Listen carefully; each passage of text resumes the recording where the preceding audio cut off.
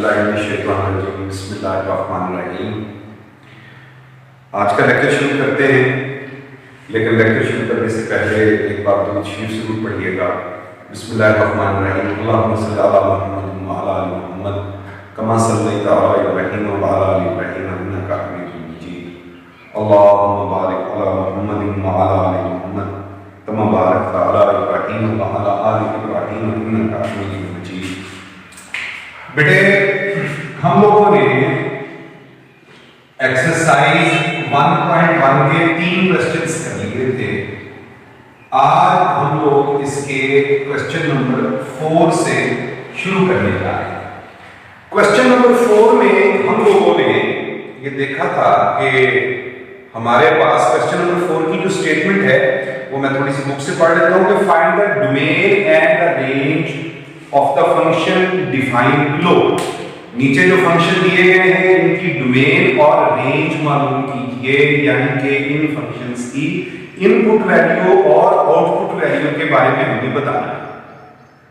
तो देखते हैं, इसका जो पहला पार्ट है उसकी वैल्यू है अपने पास g ऑफ x फंक्शन है, ये है 2x - 5।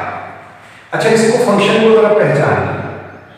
ये फंक्शन में x की एक पावर आ रही है। अगर एक पावर आ जाए तो जाहिर सी बात है हम उसे क्या कहते हैं, लीनियर कहते हैं। लीनियर की पिछले लेक्चर में, कल वाले लेक्चर में हमने देखा था कि जो डोमेन है और रेंज है वो भी set of all real numbers होती है। तो बेटा ज्यादातर प्रॉब्लम 2 सूत्रों में आता है, ज्यादा मसला आता है। प्रॉब्लम तो किसी जगह पे हो सकता है, लेकिन यहां पे एक तो अगर फंक्शन बटे की सूरत में आ जाए तो उसमें हमें जरा एहतियात बरतनी पड़ती है, डोमेन के अंदर भी और रेंज के अंदर भी। और दूसरा, अगर रेडिकल आ जाए, जजर के नीचे कोई चीजें आनी शुरू हो जाएं तो उसके अंदर भी मेरा बेटा हमें थोड़ी सी दिक्कत आती है जी। वैसे इसको समझने के लिए हम ये कर सकते हैं कि टेबल भी बना सकते हैं, लेकिन टेबल बनाना जरूरी नहीं है। बनाते तो अच्छी बात है, कंसेप्ट क्लियर हो जाता है। x है, g ऑफ x है। x आपकी इनपुट वैल्यू है और g ऑफ x आपकी आउटपुट वैल्यू है। x इंडिपेंडेंट वेरिएबल है और g ऑफ x जो है ये डिपेंडेंट वैल्यू है। x की वैल्यू हम अपनी मर्जी से जो मर्जी नंबर लगा सकते हैं। फॉर एग्जांपल मैं यहाँ पे -2 लगा देता हूँ। -2 जब मैं इस इक्वेशन में वापस दर्ज करता हूँ तो ये -4 - 5 जो है ये -9 आ जाता है। अब अगर हम -1 लगाते हैं तो यहाँ पे -2 - 5 जो है ये -7 आ जाएगा। फिर हम अगर 0 लगा देते हैं तो -5 आ जाएगा। 1 लगा देंगे तो ये -3 वैल्यू आ जाएगी। 2 पुट करके देखते हैं, 4 - 5 जो है वो -1 आ जाएगा। 3 पुट करके देख लेते हैं, 6 - 5 जो है वो 1 आंसर है। इसमें एक चीज आप लोग ऑब्जर्व कर रहे होंगे कि x की वैल्यू जो है ये x है, इसकी वैल्यू देखो 0, बेटा 1 2 3 और बढ़ते बढ़ते बढ़ते बढ़ते ये कहां तक पहुंच जाएगी, पॉजिटिव इंफिनिटी पर। और इस तरफ को वापस आएंगे तो ये कम होते होते जो है वो नेगेटिव इंफिनिटी तक आ जाएगी। जबकि y की या g ऑफ x की वैल्यू का अगर हम मुशाहिदा करें तो ये -9 -7 -5 -3 आप देखिए ये इंक्रीज कर बढ़ रही है। ये -9 में 2 का इजाफा कर दे, 2 इसमें अगर ऐड कर दे तो ये आ जाएगा, फिर ये आ जाएगा, फिर ये आ जाएगा, फिर 2 ऐड कर दे ये आ जाएगा। इसका मतलब है ये वैल्यू बढ़ रही है, बढ़ते बढ़ते बढ़ते बेटा कहां तक गई है, पॉजिटिव इंफिनिटी तक। अगर इसको उल्ट सोचें तो इस तरफ को अगर सोच लें तो ये कम होती जा रही है, तो कम होते होते बेटे ये कहां तक चली गई, नेगेटिव इंफिनिटी तक चली गई। अब एक तो तरीका ये डेवलप आ गई इसकी, इससे भी हमें डोमेन समझ आती है और इसकी रेंज समझ आ गई है। लेकिन अगर हम इसका ग्राफ ड्रॉ करना चाहें तो हमें ग्राफ भी इसमें बड़ी सारी हेल्प कर सकता है कि इसकी डोमेन क्या है और इसकी रेंज क्या है। जी बेटा, जीरो स्केल करते हैं, 0 1 2 और इस तरफ -1 और -2। अच्छा, ऊपर आ गया आपके पास 1, नीचे -1 -2 -3 -4 -5 एंड सो ऑन। तो मैं इसको यहां से यहीं से अंदाजा मुकर्रर कर लेते हैं। यहां से थोड़ा स्केल छोटा है का काम है, तो यहां से उतारा कर लेते हैं। 0x जब है तो y हमारे पास -5 है, ये पॉइंट ढूंढो, x 0 है और y -5 है, ये पॉइंट आ गया हमारे पास, ये पॉइंट आ गया 0, -5। उसके बाद अब जब x की वैल्यू 1 है तो y -3 है, ये ऑर्डर पे घूमते हैं, x एक्सिस पे 1, y एक्सिस पे -3। तो बेटा ये पॉइंट तकरीबन यहां पे होगा 1, -3। उसके बाद 2 पे वैल्यू नेगेटिव आती है, x एक्सिस पे 2, y एक्सिस पे -1, 2, -1। फिर जब 3 है तो 3 पे वैल्यू 1 आती है, x एक्सिस पे जब वैल्यू 3 है तो y पे वैल्यू 1 आती है। तो 3 पे ये तकरीबन यहां पे पॉइंट आ जाएगा 3, 1। कभी ये 4-5 पॉइंट को लेके ऐसे ड्राइंग कर दें। तो ये ग्राफ, इसका ग्राफ देखिएगा तो ग्राफ की इसका स्ट्रेट लाइन है। x की वैल्यू का हम अगर ऑब्जर्व करें उनको, तो x की वैल्यू 0, 1, 2, 3 से पॉजिटिव इंफिनिटी तक और इधर से -1, -2 से -इंफिनिटी तक। जबकि जो y की वैल्यू है वो देखो नीचे भी आती जा रही है, नीचे आते आते नेगेटिव इंफिनिटी तक आएंगी और ऊपर भी जाती है। ये देखो ना ग्राफ ऊपर को जाता है, तो ऊपर भी ये पॉजिटिव इंफिनिटी तक चला जाता है। तो ये हमें एक इसके बारे में आइडिया हो गया कि डोमेन ऑफ फंक्शन जो है वो नेगेटिव इंफिनिटी से पॉजिटिव इंफिनिटी है। इसको ऐसे अलामत से भी देखा जा सकता है, इसको set of all real numbers भी लिखा जा सकता है। अच्छा, असल में बेटा ये है कि ये तीनों मेथड हमें मालूम होने चाहिए।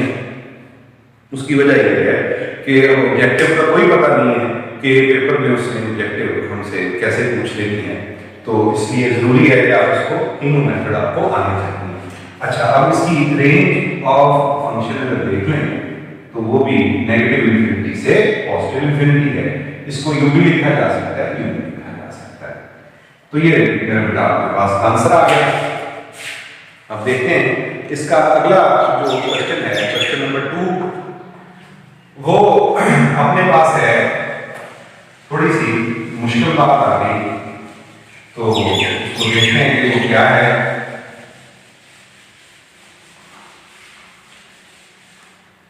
जी बेटा, अगला हमारे पास फंक्शन है, सेकंड फंक्शन है g of x is equal to square root of x square minus 4। Important question है काफी, ये एग्जाम में भी बड़ी बात आया है और इस तरह के क्वेश्चंस जो हैं वो इंटी टेस्ट में भी लाजमी आते हैं। अब इसमें इसकी डोमेन और रेंज निकालते वक्त हमें थोड़ा सा एहतियात की जरूरत है। कौन सी एहतियात की जरूरत है? तो ये है कि देखें, जजर है ना, जजर के नीचे बेटा अगर नेगेटिव नंबर आ जाए, जजर के नीचे अगर बेटा क्या आ जाए, नेगेटिव नंबर आ जाए बेटो, तो ये कॉम्प्लेक्स वैल्यू बन जाएगी। -1 का जो स्क्वायर रूट होता है आपको पता है वो आयोटा होता है। इसलिए जजर के जो नीचे वैल्यू है वो किसी तौर पे भी नेगेटिव नहीं होनी चाहिए, उसे नेगेटिव से बचाना है। क्योंकि सारे फंक्शन हैं हम उसको रियल नंबर लाइन के या कोऑर्डिनेट प्लेन के अंदर जब डिस्कस करते हैं तो ये रियल वैल्यू फंक्शन होते हैं, यानी कि इनकी वैल्यूज जो हैं वो रियल नंबर होनी चाहिए, इनपुट भी और आउटपुट भी। तो अगर हम यहाँ जजर के नीचे नेगेटिव आ जाएगा तो ये जो आउटपुट है इस फंक्शन का वो हमारे पास कौन सा नंबर आ जाएगा? कॉम्प्लेक्स नंबर आ जाएगा या तो इमेजिनरी नंबर आ जाएगा।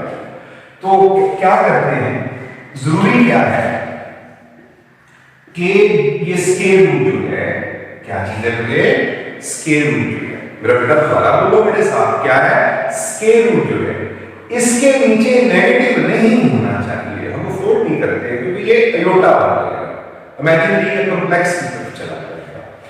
तो जरूरी ये है कि जो x स्क्वायर माइनस 4 है वो ग्रेटर देन हो या इक्वल हो 0, यानी कि ये नेगेटिव नहीं हो सकता। नेगेटिव का मतलब है फिर ये 0 से छोटा नहीं हो सकता। इसको जरूरी है कि ये 0 से बढ़े या 0 के इक्वल हो। अच्छा, अब ये 4 को दूसरी तरफ ले जाते हैं, x square greater than equal 4। अब हम इस इनइक्वालिटी को सॉल्व करते हैं, स्क्वायर रूट ले लेते हैं। जी बेटा, जब इस तरफ आप स्क्वायर रूट लेंगे तो स्क्वायर कैंसिल आउट हो जाएगा, इस तरफ बच जाएगा plus minus x greater than equal, और इस तरफ 4 के 2 आ जाएगा। अब यहां पे हमारे पास दो वैल्यूज आ रही हैं, दो सेंटेंसेस आ रहे हैं। एक सेंटेंस ये कहता है कि x जो है वो 2 के इक्वल है या उससे बड़ा है, और दूसरे सेंटेंस में बोला गया है नेगेटिव x भी ग्रेटर देन इक्वल टू है। अब इन दोनों सेंटेंसेस को हम लोग सेपरेट लिखते हैं, x greater than equal to और negative x greater than equal to. अब ये पहले सेंटेंस की को हमें नंबर रियल लाइन में समझ आ गई कि x जो है वो 2 के इक्वल आएगा या 2 से बड़ा आएगा। इसको समझने की कोशिश करते हैं, यहां से x निकालते हैं। अब अगर किसी भी इनइक्वालिटी को, हमने फर्स्ट ईयर में पहले चैप्टर के अंदर ये बात पढ़ी थी कि अगर हम किसी भी इनइक्वालिटी को नेगेटिव नंबर से मल्टीप्लाई करते हैं तो हमारे पास जो है उसके जो इनइक्वालिटी है उसकी डायरेक्शन जो है वो क्या हो जाती है, चेंज हो जाती है। यानी कि अगर वो ग्रेटर देन हो तो वो लेस देन में बदल जाता है, और अगर वो लेस देन हो तो वो ग्रेटर देन में बदल जाता है। तो बेटा यहाँ पे नेगेटिव से मल्टीप्लाई करेंगे तो x हो जाएगा, ये जो ग्रेटर देन है ये कन्वर्ट हो जाएगा लेस देन, इक्वल और इस तरफ आ जाएगा नेगेटिव। अच्छा, अब इन दोनों सेंटेंसेस को समझने के लिए हमें बड़ा बुनियादी सा जो इंफॉर्मेशन है रियल नंबर लाइन की वो होनी चाहिए। हम इसके लिए पहले रियल नंबर लाइन ड्रॉ करते हैं और उसके ऊपर इसको समझते हैं कि ये क्या है। ये मेरा बेटा रियल नंबर लाइन आ गई, एक्स एक्सिस आ गया, या सॉरी मैं गलत कह रहा हूं, आप इसको रियल नंबर लाइन कंसीडर कर लें। दरमियान में आ गया 0, ये 1, ये 2, ये 3 और ये क्या पॉजिटिव इंफिनिट तक, ये नेगेटिव 1, नेगेटिव 2, नेगेटिव 3 से नेगेटिव इंफिनिट तक। अब इसका जो सेंटेंस फर्स्ट है, ये वाला सेंटेंस जो है, ये सेंटेंस हमें क्या कहता है, x जो है कहता है कि 2 के इक्वल है या उससे ग्रेटर है, तो ये 2 के इक्वल हो गया, x 2 के इक्वल है। फिर कहता है उससे ग्रेटर है। अगर ये उससे ग्रेटर है तो ये चलते चलते चलते कहां तक पहुंच जाएगा, पॉजिटिव इंफिनिटी तक पहुंच जाएगा। और दूसरा सेंटेंस आपको क्या कहता है, x जो है वो नेगेटिव 2 के इक्वल है, x जो है वो नेगेटिव 2 के इक्वल है या उससे लेस है, तो लेस होते होते ये कहां तक जाएगा, नेगेटिव। तो x की जो वैल्यू है, जो डोमेन की वैल्यू है, जो इनपुट की वैल्यू है, वो कौन से इंटरवल्स हो सकते हैं। पहला इंटरवल क्या हो सकता है, ये वाला नेगेटिव इंफिनिटी से नेगेटिव 2 वाला, और दूसरा इंटरवल क्या होगा, 2 से पॉजिटिव इंफिनिटी वाला। तो इसकी जो डोमेन आई अपने पास, डोमेन आई, पहला इंटरवल लिखते हैं। इंटरवल लिखते वक्त इंटरवल क्या होता है कि दो रियल नंबर लाइन पे नंबर पड़े हैं तो उनके दरमियान वाले नंबर और साथ में जो एंड पॉइंट है वो भी शामिल हो, या हो सकता है कि जो एंड वाले नंबर हैं वो शामिल ना हो या उनमें से कोई एक शामिल हो। तो ये इंटरवल हम ब्रीफली पढ़ चुके हैं। तो पहला इंटरवल इसका क्या आएगा, नेगेटिव इंफिनिटी से नेगेटिव। अब इंफिनिटी जिस तरफ की आ जाए उस तरफ ओपन इंटरवल लगाना होता है क्योंकि ये नंबर शामिल नहीं होता है। जबकि नेगेटिव 2 अगर आप देखें तो वो क्योंकि x 2 के इक्वल आ रहा है, सॉरी x नेगेटिव 2 के इक्वल आ रहा है, सेकंड सेंटेंस मैं गलत पढ़ गया, तो ये शामिल है, इसलिए हम इसको स्क्वायर ब्रैकेट करेंगे, यानी कि क्लोज इंटरवल करेंगे। अगला इंटरवल क्या है, 2 है और इससे पॉजिटिव इंफिनिटी तक 2 शामिल है। इंफिनिटी जब भी आ जाए तो आप इंटरवल लगाने के याद रखिएगा, और इन दोनों इंटरवल का यूनियन लेंगे। तो सारी रियल लाइन नहीं है यार, पूरी रियल लाइन से जो नंबर -2 और 2 के दरमियान में आ रहे थे वो शामिल नहीं हुए, बाकी सारे शामिल हो गए। मैंने क्या बोला, दोबारा पढ़ो मेरे साथ। मैंने क्या कहा बेटा कि इसमें सारी रियल लाइन नहीं है, उस रियल लाइन में से जो नंबर -2 और 2 के दरमियान में है वो शामिल नहीं है इसकी डोमेन के अंदर। तो एक तो तरीकेकार इसको ये हो गया लिखने का, एक तरीकेकार इसका थोड़ा सा डिफरेंट हो सकता है, इसमें हम बदलाव ला सकते हैं। इसको क्या एक और मेथड से भी लिखा जा सकता है कि इसकी जो डोमेन है वो सारे रियल नंबर हो सकती है, लेकिन -2 और 2 का ओपन इंटरवल नहीं हो। अब इसके लिए पहले आप इसको छुपा दें। अब सीखें, ये -2 और 2 का ओपन इंटरवल से मुराद क्या है कि जो नंबर -2 और 2 के दरमियान में आ रहे हैं, ना -2 शामिल है ना 2 शामिल है, दरमियान वाला शामिल है। जो -2 और 2 के दरमियान में जितने रियल नंबर आ रहे हैं उनको रियल नंबर में से क्या कर दिया जाए, माइनस कर दिया जाए, छोड़ दिया जाए, उन्हें अलग कर दिया जाए। तो यहां पर भी ऐसा ही हो रहा है कि पूरी रियल नंबर लाइन में से जो नंबर -2 और 2 के दरमियान में आ रहे हैं वो इस डोमेन का हिस्सा नहीं है, इस इनपुट का हिस्सा नहीं है। ऐसे भी लिखा जा सकता है। उसके बाद बेटे इसका तीसरा तरीका ये हो सकता है डोमेन लिखने का, डोमेन ऑफ फंक्शन लिखने का ये तरीका हो सकता है, set of all real numbers accept numbers between -2 and 2। तो यही जो बात आपने मैथमेटिकली लिखी है, इसको आप डिस्क्रिप्टिव में लिख सकते हैं, बयान कर सकते हैं कि सारे रियल नंबर लाइन है, लेकिन उसमें -2 और 2 के दरमियान वाले नंबर शामिल नहीं है। इसमें ये इसलिए मैंने तीनों मेथड बताए हैं कि बेटा जब आप इंट्री टेस्ट के अंदर जाते हैं तो या ऑब्जेक्टिव आपकी बनती है, तो हम किसी को बाउंड तो नहीं कर सकते कि हमें इस मेथड से देंगे, हमें इस मेथड से ना दें। तो आपको ये तीनों मेथड लिखने आने चाहिए, इनकी आपको समझ आनी चाहिए। अच्छा, ये तो होगी हमारे पास मेन इनपुट हो गया। अब हमें इसका सोचना है कि हमारे पास इसका आउटपुट क्या होगा, हम इसका आउटपुट कैसे लेंगे। तो देखते हैं इसके आउटपुट के लिए। अब इसको बेहतर है कि आप इसके आउटपुट के लिए ये करें कि आप इसका टेबल ड्रॉ करके चेक कर लें। ये x आ गया और ये y आ गया। मैं फॉर एग्जांपल x की वैल्यू -6 लगा देता हूं, तो अप्लाई अगर मैं करूं यहां पे ये 36 हो जाएगा। 36 में से जब 4 आप सब्ट्रैक्ट कर देंगे तो ये 32 रह जाएगा और इसका स्केल -5 लगा देंगे, 25 - 4 ये 21 का स्केल रूट आ जाएगा।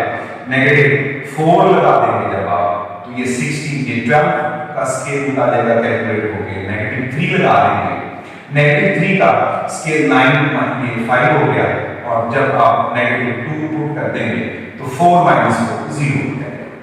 अब -2 से छोटी वैल्यू नहीं लग सकती, -1 नहीं लग सकता है, 0 नहीं लग सकता है, 1 नहीं लग सकता है, क्योंकि डोमेन के अंदर इनपुट के अंदर ये रिस्ट्रिक्शन है। ये हमने अभी क्यों रिस्ट्रिक्शन है कि नजर के नीचे नेगेटिव ना हो। दिल्ली कर पड़ता है आप में से किसी ने नहीं, मैं लगा के देखो, देख लो जी, देखो इसको अगर लगा के आप देखें यहां -1 जी, लगा के देखें आप -1 ना सुकून आए तो -1 का स्केल -4। बेटा ये देखें -3 का स्केल रूट आ गया, क्योंकि स्केल रूट 3 होता है। ये इमेजिनरी नंबर आपके पास आ गया, ये रियल वैल्यू फंक्शन नहीं रहा आपके पास, तो इसलिए आप ये वैल्यू पुट नहीं कर सकते। अब -2 के बाद जो अगली वैल्यू इसमें पुट हो सकती है वो 2 हो सकती है। ये 2 लगा दें, 2 लगाएंगे तो 4 - 4 फिर 0 हो जाएगा, 3 लगाएंगे 9 - 4 5। आप देखेंगे यही बाकी वैल्यू रिपीट करनी शुरू हो गई। ये 0 0 स्क्वायर रूट 5 स्क्वायर रूट 5 इसी तरह स्क्वायर रूट 12 स्क्वायर अब इसकी रेंज में देखेंगे सबसे छोटा नंबर 0 है, ये देखिए इस तरफ भी पॉजिटिव नंबर है इसके और इस तरफ भी पॉजिटिव नंबर है, और जैसे जैसे ये बढ़ते जाएंगे आगे बढ़ते जाएंगे ये पॉजिटिव इन्फिनिटी को अप्रोच करते हैं। तो इसका मतलब ये हुआ कि इसकी जो रेंज है फंक्शन की वो स्टार्ट होगी 0 से, और ये जब मीट करेगी इसको भी पॉजिटिव इन्फिनिटी को, जब इससे इसको ऐसे लिखना है। इसमें आप ये कहेंगे कि आपने इस तरफ बड़ी ब्रैकेट इस्तेमाल क्यों की है, क्योंकि 0 रेंज के अंदर शामिल हो रहा है। तो अगर शामिल हो रहा है तो ये क्लोज इंटरवल है, और क्लोज इंटरवल के लिए जो उसके ब्रैकेट है उसका सहारा लेना पड़ता है, और ओपन इंटरवल के लिए हम छोटी ब्रैकेट इस्तेमाल करते हैं, और इन्फिनिटी जिधर भी आ जाए आप उसको छोटी ब्रैकेट में नहीं लिखेंगे, ये इसकी रेंज आ गई। अच्छा जी, उसके बाद अब इसका बड़ा एक शॉर्ट ट्रिक्स है कि मैं अभी आपको नहीं पढ़ाऊंगा, तो जब हम कुछ ये चैप्टर कर लेंगे तो उसके बाद इसके जब टेस्ट के हवाले से आपको लेक्चर दूंगा वापस क्लासरूम के अंदर, तो उस वक्त मैं आपको इसके कुछ शॉर्टकट्स पढ़ाऊंगा। ये जस्ट एक नजर देखने से भी आप इसकी डोमेन में निकालना शुरू कर देंगे, लेकिन पेपर में क्योंकि एग्जाम्स जो हैं आपके उसमें आपको याद रखेगा find the domain of range, तो जाहिर है उसके लिए कुछ ना कुछ प्रोसीजर करना पड़ता है, हमारी मजबूरी है। थर्ड पार्ट है सिंपल g ऑफ x, जी का मुझे वैल्यू देख लेने दे एक बार, ये है मेरा ख्याल है square root of x plus 1। इसमें फिर हम आपके पास गए हैं थोड़ा सा, क्योंकि जजर आ गया है तो जजर के अंदर जाहिर है तो आती है, हम क्या करते हैं कि जरूरी ये है कि स्क्वायर रूट के जो नीचे वैल्यू है x प्लस 1 उसे ग्रेटर देन इक्वल 0 होना चाहिए, 0 से छोटी होती तो नेगेटिव, ये मैं पिछली सवाल में डिटेल से बताया, x greater than equal negative होगा। तो डोमेन बड़े आसान तरीके से हमारे पहले बढ़ गई कि x जो है वो नेगेटिव 1 के इक्वल है या उससे ग्रेटर है। ये आप रियल नंबर लाइन में देख लें इसको, 0 नेगेटिव 1 1 2 पॉजिटिव इन्फिनिटी और इधर नेगेटिव इन्फिनिटी। तो यहां पर हमें कहा जा रहा है कि x जो है वो नेगेटिव 1 के इक्वल है और उससे बड़ा है, बड़ा होते होते कहां जाके मीन कर जाएगा पॉजिटिव इन्फिनिटी को अप्रोच कर जाएगा। तो इसकी जो डोमेन आ गई नेगेटिव इन्फिनिटी से नेगेटिव 1 से नेगेटिव इन्फिनिटी का लफ्ज बोल रहा है, सॉरी नेगेटिव 1 से पॉजिटिव इन्फिनिटी, ये इसका आंसर आ रहा है। अब इसकी रेंज का कैसे करना है, रेंज का कैसे करना स्केल रूप वाला में आसान होता है, लेकिन जाहिर है अंदर अगर में चेंज होते हैं मुश्किल हो जाता है, टेबल ज्यादा इसका बेस्ट है। लेकिन अगर आप इसको जल्दी क्विकली सॉल्व करना चाहते हैं तो स्क्वायर रूट के बाहर साइन देंगे पॉजिटिव है, तो इसकी जो रेंज होगी वो पॉजिटिव होगी, और कम से कम नंबर 0 हो सकता है उसमें, लेकिन बात आप इसका टेबल बना के चेक करें तो आपको जल्दी समझ आएगी और बेहतर समझ आएगी। इसकी डोमेन यानी वो स्टार्ट होती है नेगेटिव 1 से, नेगेटिव 1 लगाओ पहले, नेगेटिव 1 प्लस 1 0, फिर 0 लगाओ, ये 1 का स्क्वायर रूट 1 आ गया, 1 लगाओ 1 प्लस 1 2 स्क्वायर रूट हो गया। उसके बाद में आपके पास आ गया 2 प्लस 1 स्क्वायर रूट 3 हो गया एंड सो ऑन। आप देखें जो रेंज है वो 0 से शुरू हुई है और आगे बढ़ते बढ़ते बढ़ते ये कहां पे अप्रोच कर जाएगी, पॉजिटिव इन्फिनिटी को अप्रोच कर जाएगी। तो रेंज ऑफ फंक्शन जो है वो 0 से पॉजिटिव इन्फिनिटी को जा टच करेगी आपके पास। तो ये बेटा आपके पास इस फंक्शन की डोमेन और रेंज आ गई। उसके बाद आपके पास एक एब्सोल्यूट फंक्शन दिया गया है, मॉड फंक्शन दिया गया है। मॉड फंक्शन एक्चुअली जो है ये पीसवाइज फंक्शन होता है, तो अभी तक मैंने आप लोगों को खैर पीसवाइज फंक्शन पढ़ाया नहीं, असल में मेरे ज़हन में नहीं रह गया। जब मैं टाइप्स ऑफ फंक्शंस पढ़ा रहा था तो मुझे याद नहीं था पीसवाइज फंक्शन, तो मैं कोशिश करूंगा कि कल का लेक्चर जो है वो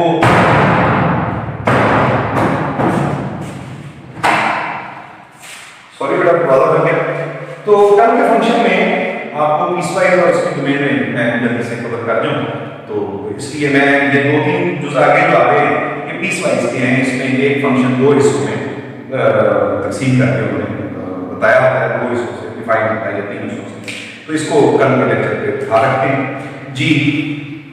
उसके बाद है हमारे पास अब बड़े वाले फंक्शन आ गए हैं, जुज नंबर 7 है हमारे पास। इसकी वैल्यू मैं देखूं तो इसकी वैल्यू है x square plus 3x plus 2 divided by x plus 1, तो ये हमारे पास g ऑफ x है।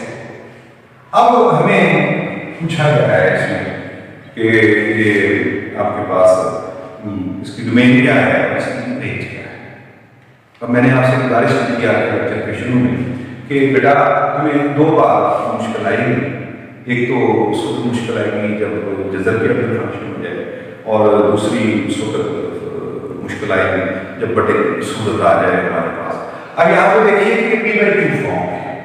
पी बाई क्यू फॉर्म में होता ये है कि निचली जो वैल्यू है वैसे 0 नहीं होना चाहिए। तो इसका मतलब ये है कि जो x+1 है वो क्या नहीं होगा, 0 नहीं होगा। तो सॉल्यूशन में देखेंगे x+1 अगर 0 नहीं होगा, ये डोमेन के लिए चल रहे हैं हम फॉर डोमेन, तो implies x is not equal to -1। अगर x+1 0 नहीं हो सकता तो x -1 नहीं हो सकता। तो इसकी डोमेन को पता लगेगा कि सारे रियल नंबर होंगे लेकिन उसमें -1 शामिल नहीं होगा। ऐसे ही लिख सकते हैं, यूं लिख सकते हैं, set of all real numbers accept -1। ऐसा अब रेंज का मसला पड़ गया है। अब अगर देखें कि हम लोग यहाँ पे -1 को वापस पुट करें तो क्या हमारे पास बनता है, लगा के जी -1 का स्केयर +3 into -1 + 2 डिवाइडेड बाय -1 + 1। ये -1 का स्केयर 1 हो गया, 1 और ये वाला 2 तो ऐड हो गया 3 और ये -3, 0 और नीचे 0 बाय 0 का पता नहीं है कि क्या पार्ट है। बिस्मिल्लाह करते हैं। ये अगला 8वां पार्ट है अपने पास। g of x जो है इसकी वैल्यू है x स्क्वायर -16 ओवर x - 4 और x को क्या नहीं होना चाहिए, 4 नहीं होना चाहिए। बटन में तो ये तो डोमेन तो हमें पता चल गई है कि डोमेन क्या है आपके पास, कि डोमेन इसकी आ जाएगी सारे रियल नंबर होंगे लेकिन 4 नहीं होगा। अब रेंज में जाकर थोड़ा सा प्रॉब्लम आता है कि ये अपने पास x² - 16 जो है ये और डिवाइडेड बाय x - 4 में जब 4 लगा देते हैं तो ऊपर भी 0 आ जाता है, नीचे भी 0 आ जाता है। मैंने जैसे पिछले सवाल में आपसे कहा कि जब भी आपके पास 0 बाय 0 फॉर्म आ जाए तो रैशनल के अंदर आप उसको फैक्टराइज कर लें और उसके बाद कॉमन फैक्टर कैंसिल आउट कर दीजिए। तो इसके रेंज के लिए हम चलते हैं आगे। g of x is equal to ऊपर वाले को फैक्टराइज करेंगे, x - 4 x + 4 divided by x - 4 और x किसके इक्वल नहीं है, 4 के इक्वल नहीं है। तो जो simple value g of x की बची वो बच गई x + 4 और x 4 नहीं है। अब अगर ये 4 इसमें पुट कर दें तो 4 + 4 8 आता है। जाहिर है इनपुट में 4 ही नहीं है तो आउटपुट में 8 कैसे होगा। तो कंफर्म हो गया हमें कि रेंज जो है सारे रियल नंबर हो सकती है लेकिन 8 नहीं हो सकती। तो ये बेटा आज का क्वेश्चन खत्म हुआ। तो वो आपसे दो तीन शेयर कहता है कि दरवेशां मीरां दा नीला रंग फकीरां दा, दरवेशां मीरां दा नीला रंग फकीरां दा, सुन्नत हजरत ईसा दी पाटा कुर्ता नीला। यानी कि गरीबी जो है ये रुपये की सुन्नत है, बुलाया नहीं। वैसे मैं तो आया आप बातें कहने के लिए और होती करने के लिए और ये दुआ कीजिए कि अल्लाह हम सबको आसानियाँ दे और दिल में दौलत की इतनी ख्वाहिश ना रखे। और कहता है कि अगला पहला औखा है बेमुर्शिद पीरा। तो जिनके मुर्शिद नहीं है, जिनके पीर नहीं है, जैसे हम लोग अपने मुर्शिद भी और अपना सारा कुछ अपने ये करीब सल्लल्लाहु अलैहि वसल्लम को मानते हैं, उसके बगैर कुछ। तो कहते ना कि मांग के पाइए काज नहीं मिला, लौट के खाइए राज नहीं, बगैर इसके नहीं तो मक्के